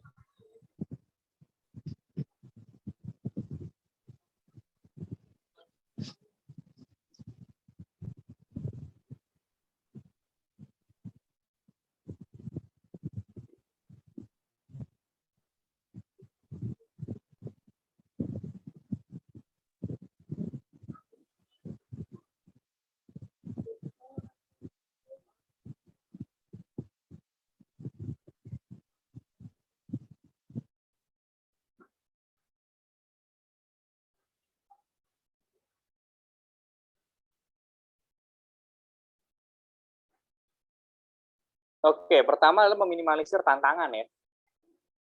Ya sebenarnya tantangan itu agak susah juga sih kalau diminimalisir sebenarnya. Ya kita hadapin aja sih sebenarnya. Masih dibawa ribet ya, Nabi aja tantangannya sampai dicaci maki ya, diludahin ya, dicap orang gila lah macam. Kita kan nggak sampai segitunya gitu kan. Misalnya Bang X, orang gila nih dia aktif di LDK kan kita nggak sampai digituin juga gitu. Ujiannya kan tergantung kemampuan kita masing-masing gitu ya. Ya kalau bicara tentang tantangan, setiap LDK pasti punya tantangan masing-masing gitu ya. Tinggal kita menyikapinya seperti apa. Makanya kan tadi kalau misalnya kita bisa menginventarisir ya masalah, tantangan ya, treat-nya apa, opportunity-nya apa gitu ya, weakness-nya apa ya. Harusnya kita bisa mengantisipasi itu gitu ya, ketika bicara tentang tantangan gitu. Jadi ya hadapin aja sih, saran saya mah nggak usah gimana gitu ya.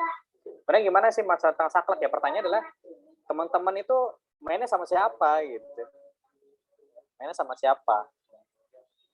Misalnya yang nanya nih siapa nih Mbak Aisyah misalnya. Mbak Aisyah nih sehari-hari mainnya sama siapa gitu? Apakah sama teman-teman LDK doang ya? Atau juga main teman-teman jurusannya juga intens ya? Atau teman-teman di fakultasnya juga intens ya? Atau kan tadi nongkrongnya di masjid atau musola aja? Gitu ya. Karena biasanya kayak saya nih contohnya, saya sempat ceritakan, saya tuh punya teman, saya punya peer group 3 orang ya. Dan kita disebut dengan trio pembangunan. Gitu ya. Kan nggak mungkin kan orang kita bertiga ini, maksudnya saya dan teman-teman saya ini, nggak mungkin punya julukan itu ketika kita jarang nongkrong sama teman jurusan kita. Gitu. Kalau setiap kuliah, pasti yang pertama kali saya nongkrongin adalah selain musola ya, selain masjid gitu ya, ya pasti kan soal fardu gitu ya. Pasti yang akan yang selalu tiap hari saya datangin adalah tongkrongan jurusan saya gitu. Itu pasti harus saya datangin. Kalau nggak saya datengin, itu kayak saya ngerasa dosa aja tuh. Rasa dosa gimana bahasanya? Saya ngerasa kayak ada yang kurang gitu ketika saya nggak nongkrong sama teman jurusan saya gitu ya. Karena saya tahu mereka tuh teman pertama saya gitu ketika saya masuk kampus gitu ya. Like ospek bareng, ospek jurusan bareng, ospek fakultas bareng, daftar ulang bareng barisnya gitu kan. Mereka yang selalu menemani kita gitu ya di pas awal kita masuk kuliah gitu. Nah, makanya saya selalu berpikir bahwa ketika saya aktif dimanapun, aktif di Salam, aktif di FSI ya, ketika saya kuliah tetap saya harus nongkrong di jurusan saya gitu. Karena saya merasa bahwa teman-teman di jurusan itu punya hak gitu ya. Punya hak untuk apa ya? Saya punya kewajiban dan mereka juga punya hak untuk saya bisa nongkrong di sana dan saya bisa ngobrol sama mereka gitu. Kalau saya sih pikirnya kayak gitu. Jadi bicara tentang kaku, nggak fleksibel segala macam ya, pertanyaannya adalah seberapa besar kita satu ya dekat sama objek dakwah kita. Yang kedua adalah seberapa tepat program kita terhadap mereka. Jangan sampai kita bikin program sesuai keinginan kita, bukan sesuai kebutuhan mereka gitu ya. Nah, kalau dalam konteks marketing itu kan, kita buat ya kebutuhan mereka, bukan keinginan kita gitu ya.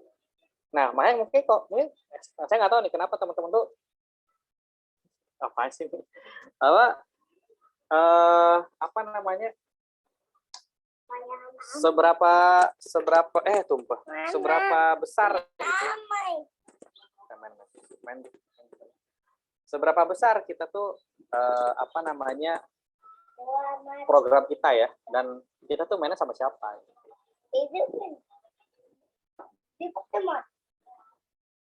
Jadi ya itu sih, Mbak Aisyah dan teman-teman tuh mainnya sama siapa aja gitu ya.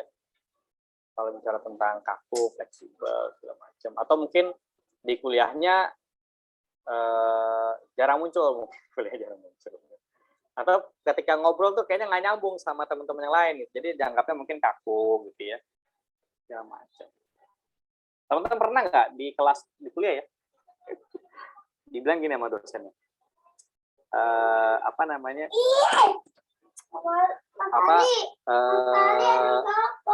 siapa di sini yang anak tarbiyah gitu. Itu di kelas digituin, bayangin loh, pernah nggak digituin di kelas kuliah? Saya di kelas tuh digituin sama dosen saya. Iya, kita 7 tanya, siapa yang tarbiyah? Si Ari, si Zulfikar, si Alfi, nih bertiga doang di satu jurusan kan, di sosiologi itu. Oh ya, tarbiyah, oke. Terus dosen saya bilang gini, saya nih agak takut ya. Kenapa? Karena hampir semua fakultas di UI itu dikuasai oleh tarbiyah. Waduh, apalagi nih. Ini dosen kayaknya update banget, kayaknya info tentang tarbiyah banget di UI gitu. Itu di kelas saya tuh. Di dosen, atau mata kuliah apa itu ya? Teori sosiologi kalau nggak salah ya. Tiba-tiba dosennya bilang itu. Itu dosen saya tuh yang, kalau teman-teman ingat ya, di TV One dulu, ya sempat disiram sama sekjen FPI. Pernah tahu ya video itu ya? Itu dosen saya tuh. Ya sempat disiram sama sekjen FPI itu dosen teori saya, dosen statistik saya. Gitu ya.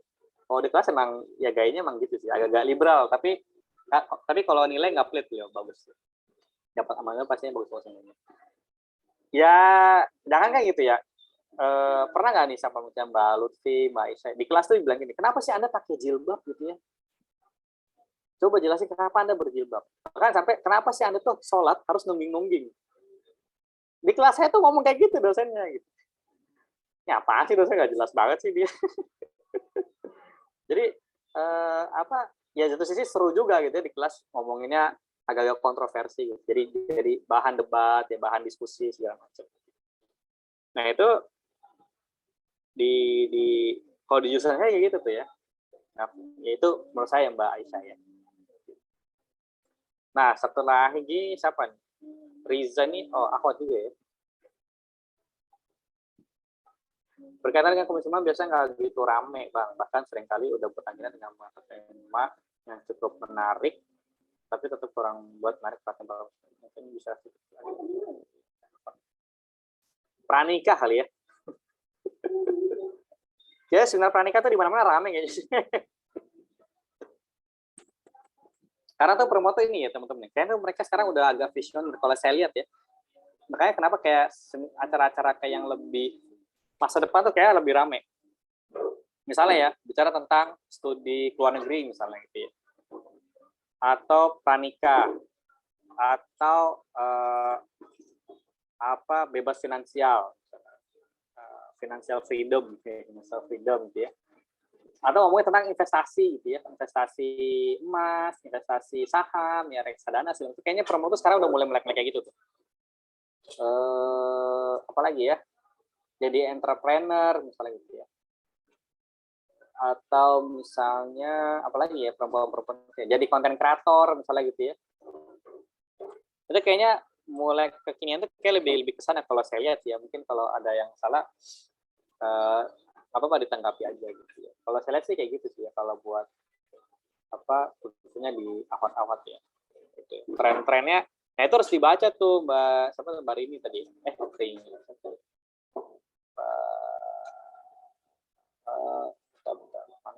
Iya Mbak Riza, Mbak Riza tuh gimana tuh? Makanya kenapa tadi saya bilang ya, adanya BMC ya, LFA, Analysis Spot ataupun teman-teman menginventarisir ya trend setter ya di saat ini tuh buat muslimah tuh apa? Makanya tadi kita nggak bisa ngira-ngira. Kalau saya mungkin yang saya amati aja mungkin ada kira-kira dikit ya, tapi ada secara objektifnya juga. Makanya research tuh penting. Riset tuh penting. Apa sih needs dari kemuslimah sekarang gitu ya? Tadi apa entrepreneur ya, investasi ya, studi luar negeri atau jadi pengusaha ya, atau mau kerja jadi PNS ya dan sebagainya gitu. Nah itu dari konten kreator ya. Nah itu sekarang kebutuhannya apa tuh mereka gitu ya. Nah itu harus dibaca dengan riset gitu. Jadi apa namanya? Gitu. Jadi itu harus dilihat Mbak Riza gitu ya. Lihat dari tren-trennya gitu.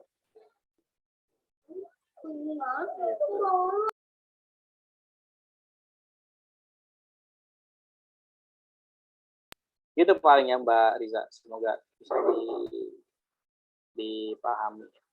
Atau kalau di UI itu kita punya komunitas namanya ini Mbak Riza, frasa.in. Coba dia buka Instagramnya frasa.in. Itu fokus terhadap isu-isu perempuan khususnya. Feminisme ya. Perempuan nanti di masa depan gitu-gitu deh. Teman-teman coba deh. Mbak Riza coba buka frasa.in Instagramnya. Itu mereka baru 2 tahun tapi followernya udah 10.000 lebih. Jadi bisa swipe up gitu ya, bisa swipe up. Itu mereka fokus satu isu doang, isu perempuan. Benar-benar cuma isu perempuan. Ya makanya sering di komennya tuh mereka di komennya sama orang feminis karena feminis nggak nyaman ya dengan pergerakan para akhwat-akhwat itu gitu ya. Akhwat-akhwat di UI gitu ya bikin komunitas itu ya, frasa.in gitu ya. Atau mungkin dia emang bikin komunitas misalnya buat para muslimah tertentu. Dulu kita di UI sempat ramai hijaber ya, hijaber UI itu ya. Itu rame tuh. Pernah saya sempat ketemu ketuanya tuh kolaborasi waktu zaman saya di Salam tuh sama hijaber UI ya. Itu orang kaya tuh rata-rata mereka tuh. Orang kaya, orang tajir gitu ya. Tapi diajak kolaborasi mereka mau gitu. Sama Salam waktu itu mau. Maka mereka kita tawarin buat mereka ngaji gratis ya ikut tahsin, mereka ternyata welcome banget gitu. Oh iya boleh salam UI ya yang bakal ngasih tahsin ke si Jabers UI gitu ya. Mau mereka tuh ternyata. Jadi ya deket-deket lah sama objek dakwah teman-teman ya. Malah kita jangan jauh sama mereka. Orang kita pengen dakwahin mereka ngapain kok kita malah jauh-jauh kan malah susah gitu kan. Gitu paling Bang Simon, segitu dulu kali ya. Baru 3 kan berarti yang nanya ya. Oke Mas, siap. Mungkin teman-teman ada yang ingin bertanya lagi atau ingin diskusi? Silakan.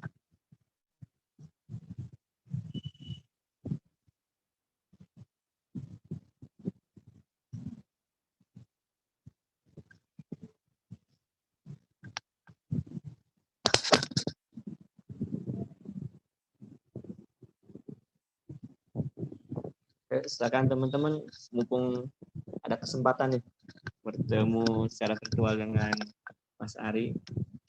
Kapan lagi gitu kan kita bisa tanya langsung ke beliau.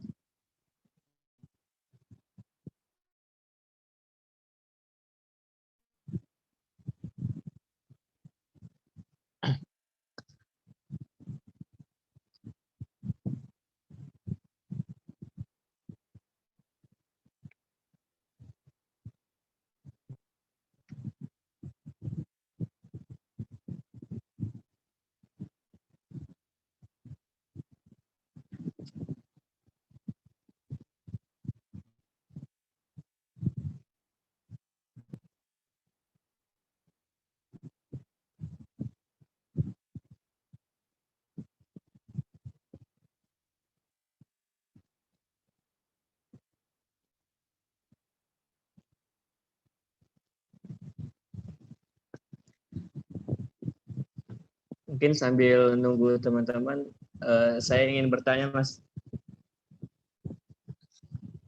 apa ya? Bagaimana sih cara meningkatkan kesadaran, terutama saya sendiri yang ngerasain gitu. Kadang malas banget buat ikut mentoring gitu ya, tekanan. Terlebih sekarang lagi pandemi gitu, kebanyakan online gitu. Mungkin kasih triknya gitu Mas. Gitu, Mas. Tips apa untuk apa? Mentoring gimana? Meningkatkan kesadaran bahwa mentoring itu penting gitu setiap pekannya, biar nggak males gitu Mas. Oh gitu. Itu maksudnya ente sebagai peserta didik atau ente sebagai pembinanya nih? Peserta didik. Oh, peserta didik. Ya gimana ya? Kalau apa ya? Kalau saya sih berpikir bahwa sebenarnya kalau kita bicara urgensi itu kan sebenarnya lebih kepada urgensi ini ya, urgensi tarbiyah ya sebenarnya. Itu harusnya sih selesai tuh di tahun pertama kuliah harusnya ya. Pasti kita bakal dapat tuh urgensi tarbiyah itu apa, urgensi mentoring itu apa, urgensi. Kalau di kemarin saya ngisi di Pontianak tuh mereka mentoring itu diganti dengan studika namanya. Liko itu diganti namanya studika kalau di Pontianak ya diganti. Jadi istilah mentoring dan liko tuh kayak di LK mulai diganti-ganti dengan yang lebih halus ya. Apa namanya? Satu itu, yang kedua adalah bicara tentang urgensi tarbiyah. Yang kedua adalah saya memahami ya dari semua riset yang saya baca, lebih banget ya. Biasa kayak banyak aja baca risetnya.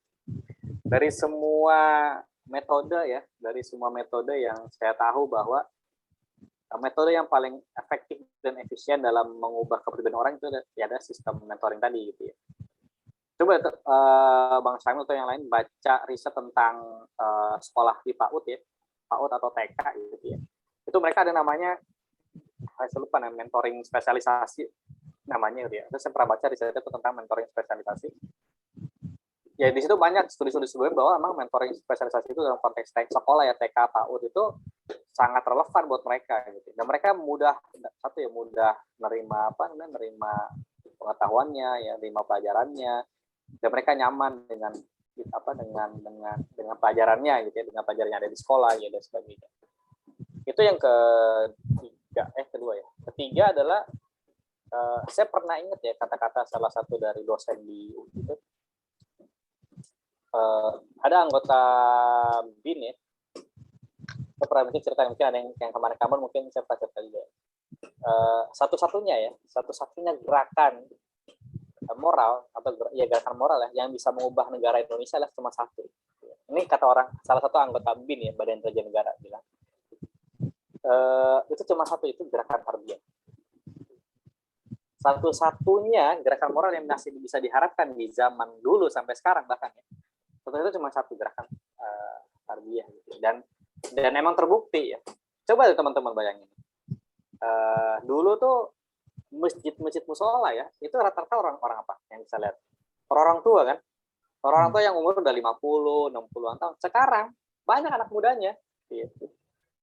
Anak-anak SMA, anak SMP gitu ya, atau yang kuliah ngampus, yang orang kerja ya segala macam. Itu salah satunya ya, itu produk-produknya tarbiyah gitu. Masjid jadi rame gitu ya, musola jadi rame ya, masjid musola kantor ya rame segala macam. Itu salah satunya emang produk-produk tarbiyah. Walaupun ada juga sih gerakan dakwah yang lain juga yang punya kontribusi juga gitu kan, kita nggak bisa mengingkari itu juga gitu ya. Ya yang paling penting juga sebenarnya sarana untuk memperbaiki diri sih sebetulnya, karena kita nggak tahu ya kita akan terpleset di mana gitu, kita akan jatuh di saat kapan gitu. Nah ketika kita ingat dengan hal itu, wah kita butuh recharge lagi nih, itu ikut mentoring gitu ya, ikut ketemu teman-teman yang kita yang soleh dan soleha, ketemu pembina kita yang selalu ngasih nasihat yang baik segala macam gitu ya. Itu muncul lagi terus. Karena emang kita nggak bisa mungkiri kan jelas juga. Sahabat kan sempat bilang kan ke Rasul kan, ya Rasulullah, kenapa sih aku kalau dekat Anda nih, dekat Nabi Muhammad kok iman saya sangat naik sekali gitu ya. Tapi ketika jauh dari Rasul gitu ya, iman saya kok turun gitu ya. Makanya kan Nabi bilang kan, ya emang iman orang tuh bisa naik turun gitu ya. Makanya salah satu obat hati ya kalau kata Opik ya, ya salah satunya kan berkumpul dengan orang soleh kan, yang orang soleh gitu. Dengan selain tadi zikir ya, puasa gitu ya, dan ibadah-ibadah lain juga gitu ya. Jadi kalau misalnya mau kita inventaris urgensi mentoring semacam ya harusnya sih kalau saya pribadi itu udah selesai. Bahkan saya ngerasa pas saya kelas 2 SMA tuh saya udah selesai tuh dengan masalah itu tuh sih, kelas 2 SMA itu ya. Pas awal saya ikut mentoring kelas 2 SMA tuh ikut cuma sebulan, 2 bulan, 3 bulan. Oh ya, gue memang harus ikut ini gitu ya. Atau kalau misalnya Bang Samil dan teman-teman masih bingung juga, coba deh baca bukunya menuju bukunya siapa namanya, Syekh Husain ya kalau salah ya. Itu buku tentang disertasinya beliau ya, S3-nya beliau. Itu judulnya Menuju Jamatul Muslimin. Menuju Jamatul Muslimin. Baca tebel sih bukunya sih, tapi teman-teman bisa mengkomparasikan, membandingkan mana yang lebih baik metodenya. Ya, itu bisa teman-teman baca. Atau teman-teman baca lagi ya Pak. Apalagi ya, banyak sih sebenarnya, tapi kalau saya lihat ya buku-buku pergerakan dakwah itu ya, ada saya pernah baca tuh, atau pernah dengar cerita dari satu saat di Jogja gitu ya, kayak Ustaz Salim Mafila gitu ya, dan lainnya lah gitu ya. Anak-anak di Jogja itu ya teman-teman, dari SD atau bahkan SMP itu udah baca bukunya, buku-buku berat ya. Kayak contoh misalnya anak SMP di sana tuh udah baca bukunya tentang Muhammad Nasir, tentang konsep negara gitu ya. Itulah udah baca tentang manifesto politik gitu-gitu ya. Itu saya pikir dulu, gue SMP kayaknya masih main mulu. Tawuran ya, main apa gitu. Ini kok ada anak SMP tapi bacaannya udah bacaan ngomongnya tentang negara gitu ya. Di Jogja tuh ada tuh ditemukan orang-orang anak SMP tuh bacanya udah berat-berat gitu ya. Nah kita yang udah kuliah gitu bacanya ya baca komik juga boleh sih, tapi baca-baca yang agak-agak berat juga penting juga gitu dalam upgrade diri kita juga gitu. Ya banyak lah maksudnya sebenarnya kalau kita mau inventaris alasan sebenarnya banyak sih ya. Kenapa sih kita harus ikut pekanan dan sebagainya. Saya pun sampai sekarang ikut pekanan gitu ya, dan saya pun tidak pernah kepikiran pun untuk izin sekalipun bahkan gitu ya. Dari saya kelas 2 SMA sampai sekarang pun mungkin saya pernah izin nggak ya nggak ikut karena kayak nggak pernah izin kali ya. Bahkan saya nggak pernah izin tuh mau UAS, UTS ya, presentasi pribadi atau presentasi kelompok ya, mau sidang skripsi, saya nggak pernah izin tuh maupun besoknya harus itu gitu mentornya. Ya karena saya masalah itu saya udah selesai sejak SMA sebenarnya. Jadi saya nggak akan selain itu izin aja deh gitu. Nggak pernah kepikiran gitu, udah ikut aja gitu. Gitu. Itu sih paling Mas. Oke Mas, terima kasih. Atau Mas Hamid coba ingat deh, ingat mungkin ada kenang-kenangan manis dari pembinanya misalnya gitu ya. Oh iya nih Bang, ini kan udah berkorban banget gitu ya, misalnya gitu ya. Siap. Kalau saya sih ingat murabi saya yang pertama tuh saya pengorbanan beliau dahsyat banget lah sama menti-mentinya. Saya selalu masih tersimpan di otak saya semua ini. Kenang-kenangan sama beliau. Ya gitulah ya. Ya bayangin ya, tiap pekan kita ketemu orang yang dia bukan bapak kita, bukan orang tua kita, bukan kakak kita, bukan adik kita, ya. Mereka memberikan luangan waktunya mungkin 2-3 jam tiap pekan gitu ya. Di luar kesibukannya dia gitu ya, dan mereka nggak dibayar sepeser pun gitu ya. Transportasi pun mereka sendiri gitu ya. Dan mereka tidak, ya udah ikhlas-ikhlas aja gitu ya, nggak mikirin sifatnya material, enggak. Ya mereka ikhlas. Kalau saya lihat ikhlas-ikhlas aja mereka gitu. Saya pun kalau ngisi ya ikhlas-ikhlas aja gitu ya. Ya datang ngisi ya udah ngisi aja gitu. Nggak mikir macam-macam ya, bisa berbagi alhamdulillah gitu ya. Enggak ya udah yang lain lagi gitu. Gitu sih kalau. Siap Mas, siap. Ini ada lagi nih di chat.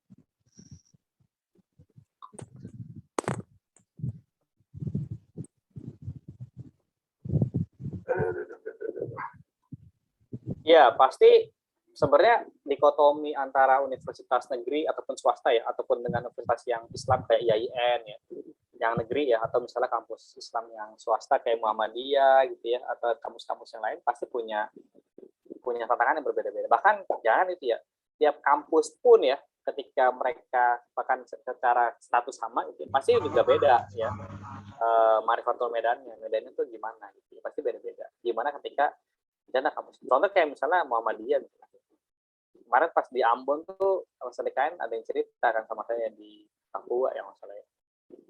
Dia bilang, "Bang, ini LDK mau dibubarin." Kenapa dibubarin? Karena udah mau LDK gabung aja sama Ikatan Mahasiswa Muhammadiyah gitu, IMM gitu kan. Di bidang dakwahnya. Ini gimana ya, Bang? Ini LDK ini bubarin aja atau tetap eksis gitu ya. Tapi gitu, rektornya nggak kooperatif lah. Nah, itu kan tantangan juga gitu ya. Ketika misalnya di Muhammadiyah misalnya. Bahkan si adiknya bilang, ini Bang, ini bakal jadi isu nasional Muhammadiyah, jadi nanti mungkin LDK di Muhammadiyah itu semuanya bakal dihapusin gitu ya. Nah, itu salah satu juga tuh tantangan. Atau di IAIN ya, kampus negerinya Islam misalnya gitu. Itu juga pasti punya tantangan berbeda. Kalau di UIN Ciputat misalnya ya namanya aja kan kampus Islam di UIN Ciputat Tangerang gitu ya. Tapi kan isinya mereka dosen-dosen sebagian ya, nggak semuanya. Ada yang bilang liberal misalnya gitu. Dosen-dosennya liberal gitu kan. Nah itu juga tantangan juga gitu ya. Bahwa apalagi nanti belum ngomongin itu baru ngomongin kampus ya, belum ngomongin tentang dosen-dosennya, belum ngomongin karakter mahasiswanya, belum ngomongin tentang kebijakan kampusnya, belum ngomongin tentang birokrat-birokrat yang berkuasa di kampusnya. Itu macam-macam nanti tantangan beda-beda lagi gitu ya. Jadi ketika memang kampusnya berbeda gitu ya, pasti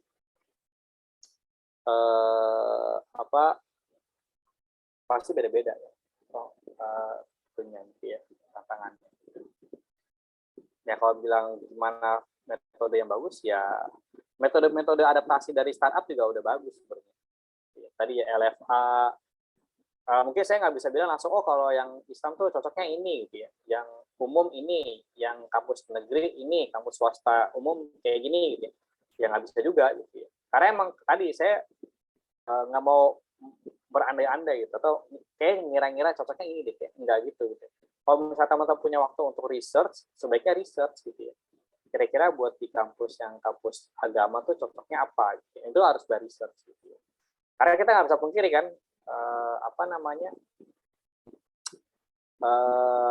ketika LDK bicara di kampus Islam, terus diferensiasinya akan seperti apa gitu terhadap kampusnya, maupun ini udah ada kampus Islam kok ngapain ada LDK Islam lagi sih gitu ya. Ya udah cukup Islamnya nggak usah banyak ya sebenarnya. Itu kan tetap harus dikaji. Dan emang butuh tim khusus ya. Nggak bisa tuh satu LDK ngurusin, enggak gitu. Harus ada emang tim khusus yang emang khusus buat research gitu ya. Atau misalnya departemen khusus ataupun departemen yang punya fungsinya research ya. Nah, itu bisa tuh diberdayakan ya. Nanti baru setelah itu teman-teman olah ya. Teman-teman treatment, follow up ya. Setelah itu apa? Teman-teman butuh produk apa? Teman-teman butuh pendampingan apa? Teman-teman butuh ngeluarin inovasi apa? Itu baru research. Bikin yang kecilan dulu aja gitu. Masa yang ribet-ribet gitu. Gitu deh. Itu sih paling tadi saya pernah ke Bang Syafi ya, Bang Muhammad Syafi. Mungkin ada tanggapan dari Mas Najib, Mas Syafi'i Najib. Ada feedback?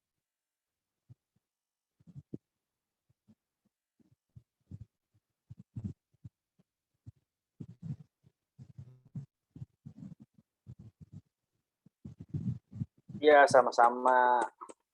Oke.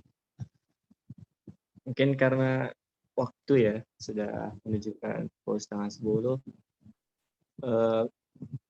Pada Mas Ari mungkin closing statement Mas. Kita semua. Closing statementnya apa ya? Beli bukunya aja ya. Siap. Ya, sebenarnya teman-teman ya satu ya, teman-teman harus keluar dari zona nyaman ya. Kenapa? Karena ketika teman-teman hanya berada di zona nyaman ya, dianggap eksklusif, tadi ya dianggap nggak fleksibel, dianggap kaku ya, mungkin jauh sama lebih jauhnya ya, teman-teman harus keluar dari zona nyaman itu. Gitu. Karena ketika teman-teman di zona nyaman ya, teman-teman tidak akan pernah masuk yang namanya zona pertumbuhan. Gitu ya. Padahal kan zona pertumbuhan itu kan di luar zona nyaman. Jadi teman-teman harus pastikan teman-teman bisa keluar dari zona nyaman. Yang kedua adalah teman-teman harus mengubah mindset teman-teman selama ini yang mungkin masih konvensional ya harus teman-teman harus berpindah ke era yang lebih modern. Gitu ya. Bisa lebih mengadaptasi atau bisa menerima hal-hal baru ya di luar LDK gitu ya, khususnya. Yang ketiga adalah ketika teman-teman punya ide baru ya lakuin aja gitu ya. Selagi ketua LDK-nya belum ngasih lampu merah, jalanin aja gitu ya. Lagi ada inovasi-inovasi baru, inovasi mungkin yang agak liar gitu ya. Ya apa-apa jalanin aja ya. Karena kan ini kan kampus ini kan jadi miniatur negara ya, tempat eksperimen teman-teman gitu ya.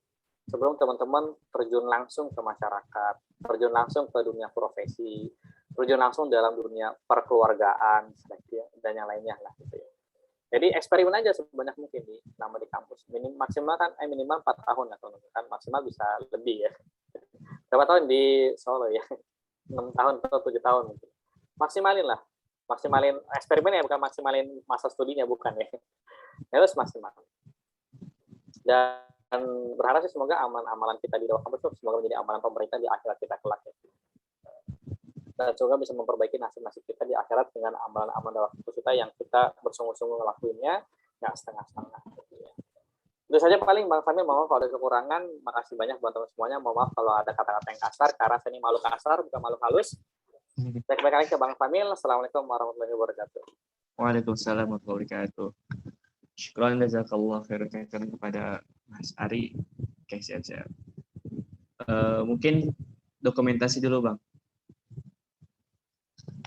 Kita foto bersama dulu. Boleh.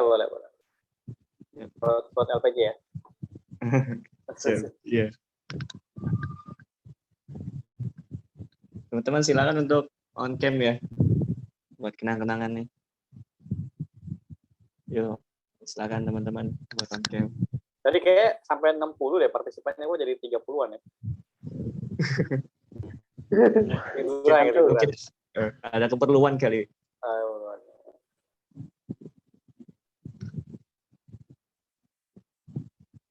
Mungkin dihitung ya. 1, 2, 3. Oke. Lagi nggak nih?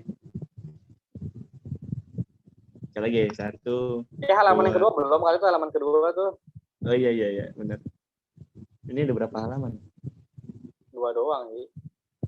1, 2, 3. Oke.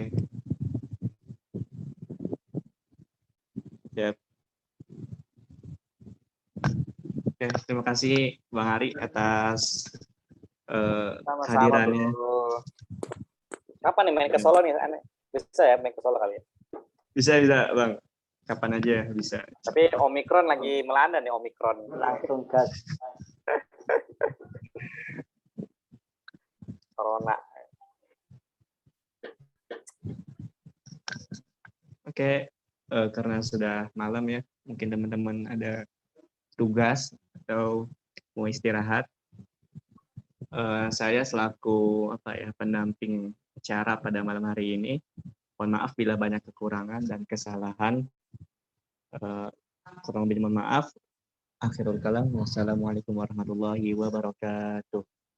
Waalaikumsalam warahmatullahi wabarakatuh. Teman-teman jangan lupa absen ya. Bukan absen tuh, salah tuh katanya tuh, presensi harusnya. Itu yang sering Ntar dimarahin anak sastra loh. Kalau absen bolos itu berarti itu ya, daftar yang bolos aja tuh. Ya udah, pamit ya teman-teman semuanya, makasih banyak ya. Semoga bisa ketemu kembali di lain waktu ya. Amin. Ya, assalamualaikum semuanya. Waalaikumsalam warahmatullahi wabarakatuh. Silakan teman-teman tuh isi presensi dan silakan untuk live